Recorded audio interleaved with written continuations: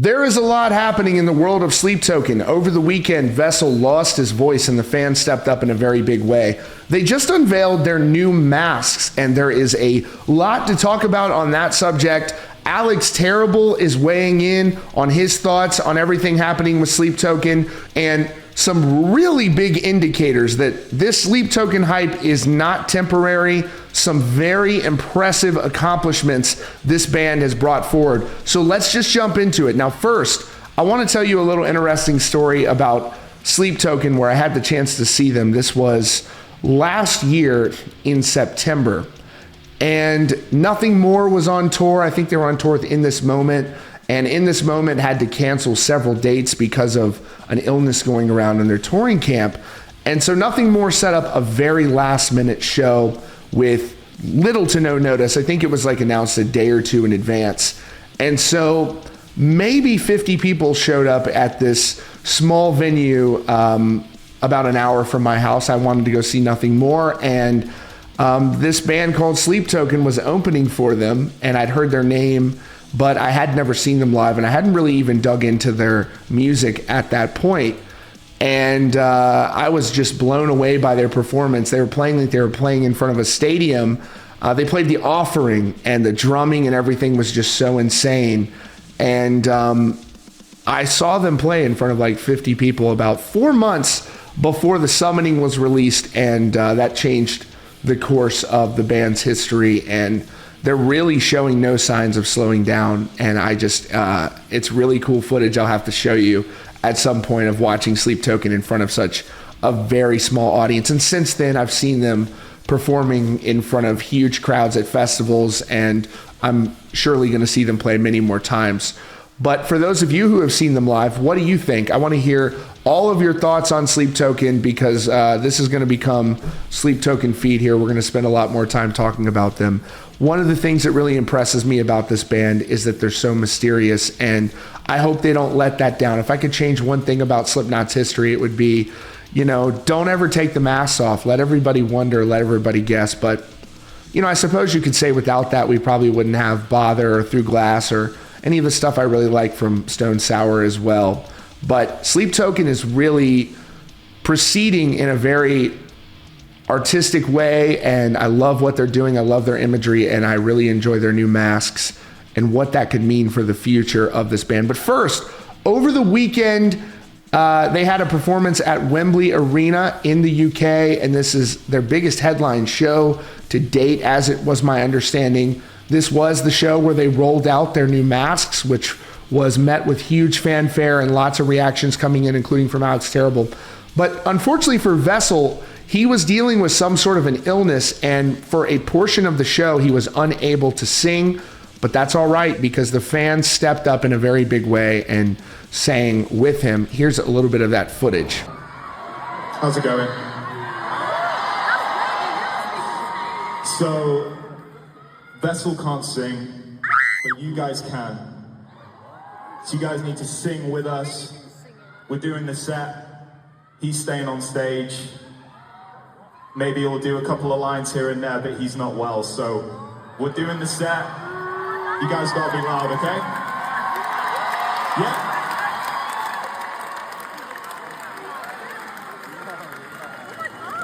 And as you could see there, Vessel didn't even speak. He didn't speak to the crowd. They did the right thing. They brought someone from their crew out to make that announcement. I wouldn't change a thing about this band. I love the mysterious element to it, and I think it's unique and different. Even with Ghost, I was hopeful that they wouldn't kind of ever. I spoke to Tobias. I interviewed him on multiple occasions when he was a nameless ghoul before he kind of everyone already knew who he was and stuff. So I guess he just decided to come out and start doing interviews as himself. But I really would have liked them to just kind of stay in character for my own selfish reasons, just to see. I think it just builds the hype to an unimaginable level, and that's what we're kind of starting to see here with Sleep Token. Here's a little bit of the fans, though, carrying the show for the time when Vessel was not feeling well and couldn't sing, and I empathize with him really there. Check this out.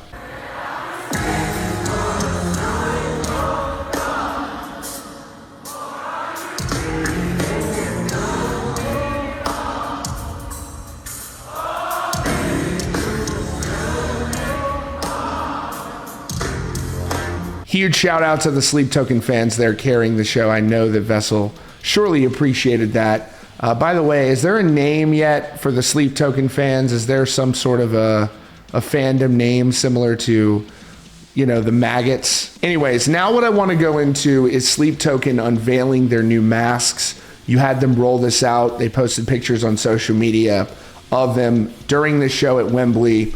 And I got to wonder, this is signifying a new era for the band. This year we had their breakout year, unlike anything I have seen in probably since I've been doing this. I don't think I've seen, Ghost, I got to see them pop and what that looked like, but this even seems more intense than even that. And Ghost is a massive band now. So it'll be interesting to see kind of what's happening here. And we're going to talk more about that in a second. But here is what the masks look like. So these are the pictures posted of the new masks. Now each individual member has their own kind of unique identity. That is two there in the center, the drummer. And you can see they kind of stay true to form, but also are very different than what we've seen in the past.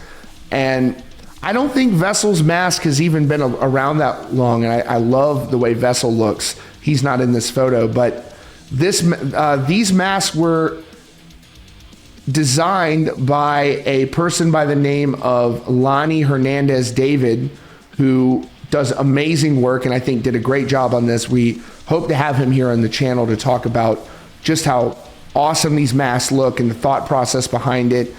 And I just think it's brilliant to have this theatrical element that Sleep Token has just executed so well in their career up to this point.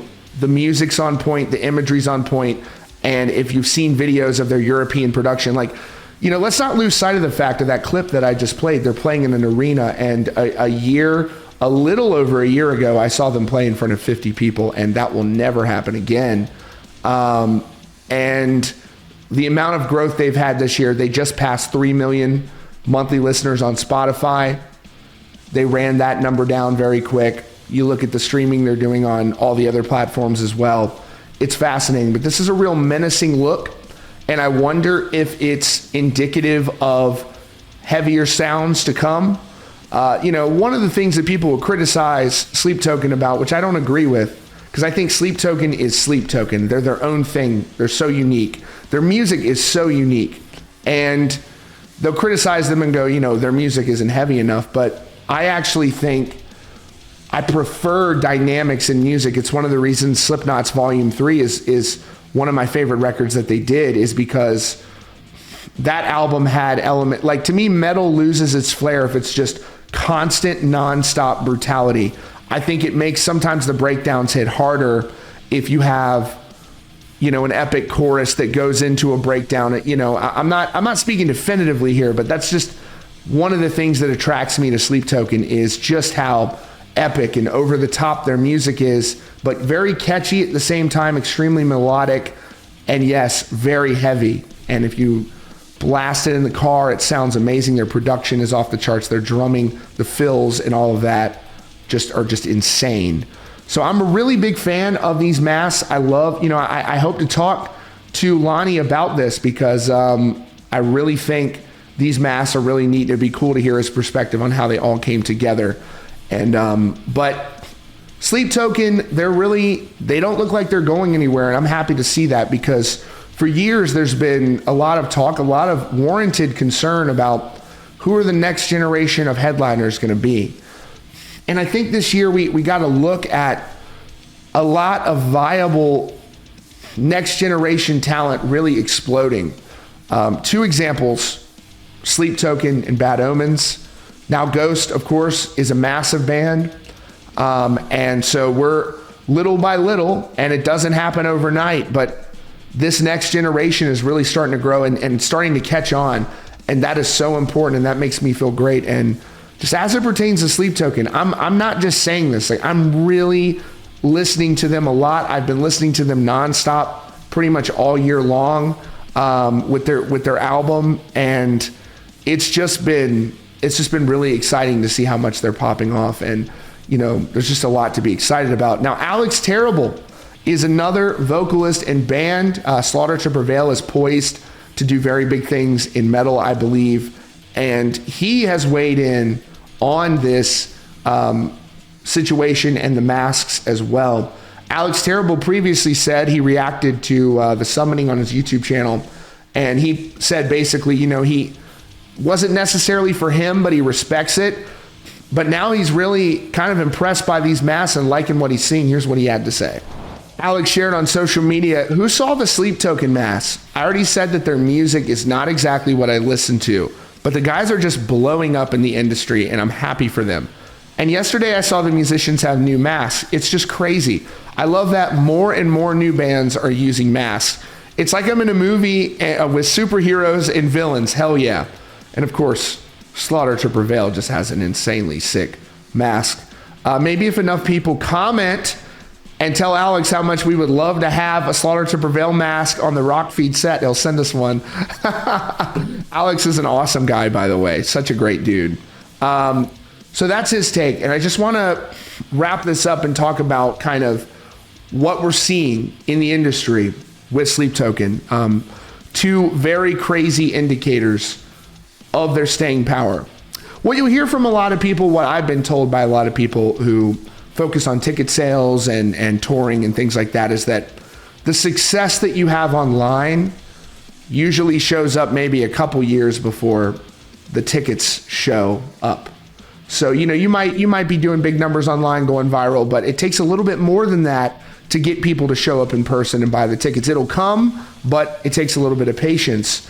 But with Sleep Token, they just announced two huge shows, one at the historic Radio City Music Hall in New York, and then a second one at the historic and absolutely gorgeous Red Rocks Amphitheater in Colorado, and that is a bucket list venue for me that I hope to go to one day.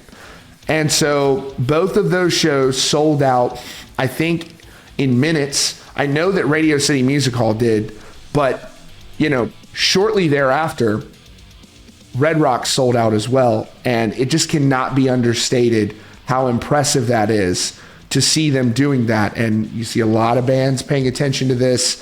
I can't really name a band that's currently a newer band that's currently more on fire than Sleep Token is right now, and it's been so impressive.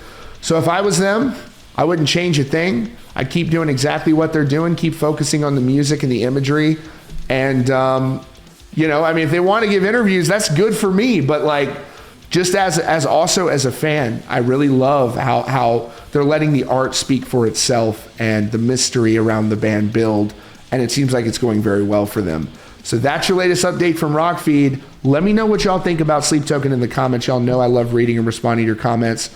And if you're new here and you're a Sleep Token fan, we're going to be covering them a lot more. So hit that subscribe button. Much love, everybody, and thanks for the support.